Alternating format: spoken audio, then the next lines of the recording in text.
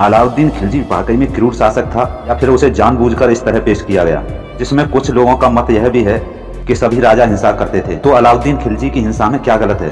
तो चलिए खिलजी के बारे में बताने से पहले आपको युद्ध और नरसंहार के बारे में अंतर बताते हैं। राजाओं द्वारा युद्ध तो हमेशा ही लड़े जाते रहे हैं, तो युद्ध में हिंसा होना एक स्वाभाविक है। किंतु युद्ध उसको कहते हैं जिसमें दो सेनाएं लड़ रही हैं या लड़ने वाले दोनों पक्ष हथियारों से लैस हों, अर्थात सामने वाला कुछ प्रत्यार करने में तो सक्षम हो। अब नरसंहार के बारे में बात करते हैं, जिसमें सिर्फ एक पक्ष के पास हथियार होते हैं और दूसरा पक्ष निहत्था ही रहता है और बड़े स्तर पर एक समाज या राजा द्वारा निहत्थे लोगों को मौत के घाट उतारा जाता है। अब आपको बताते हैं कि खिलजी के कार्यकाल में कितने नरसंहार किए गए। चित्तौड़गढ़ का नरसंहार। अमीर खुसरो के लेख से यह साफ पता चलता है कि चित्तौड़गढ़ जीतने के पश्चात अलाउद्दीन खिलजी ने 30,000 हिंदुओं को मारने का आदेश अपने जनरल को दिया था और उन्हें घास की तरह काट दिया गया। ऐसा लगभग हर जीत के बाद अलाउद्दीन खिलजी के द्वारा किया जाता था। बच्चाबाजी। अब आप कहेंगे कि यह बच्चाबाजी क्या है?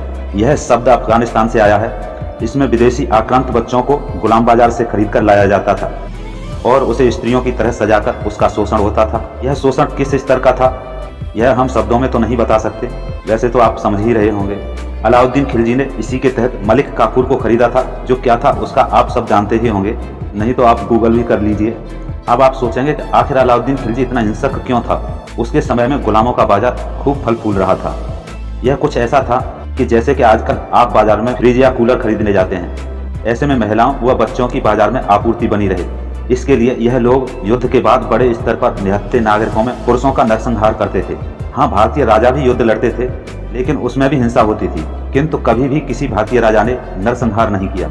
यहाँ तक शिवाजी और महाराणा प्रताप ने तो युद्ध के बाद भी निजाम और प्रताप अब्दुल रहम खान की बेगमों को सम्मान सहित वापस किया था। आप औरतों और बच्चों की मंडी लगवाने वाले और निहत्थों का नरसंहार करने वालों को क्या कहना चाहेंगे? यह आप कमेंट बॉक्स में जरूर लिखकर बताएं। लेकिन राजाओं और नरभक्षियों में फर्क करना सीखिए। अगर वीडियो अच्छा लगा हो तो वीडियो को लाइक और चैनल को सब्सक्राइब कर लें।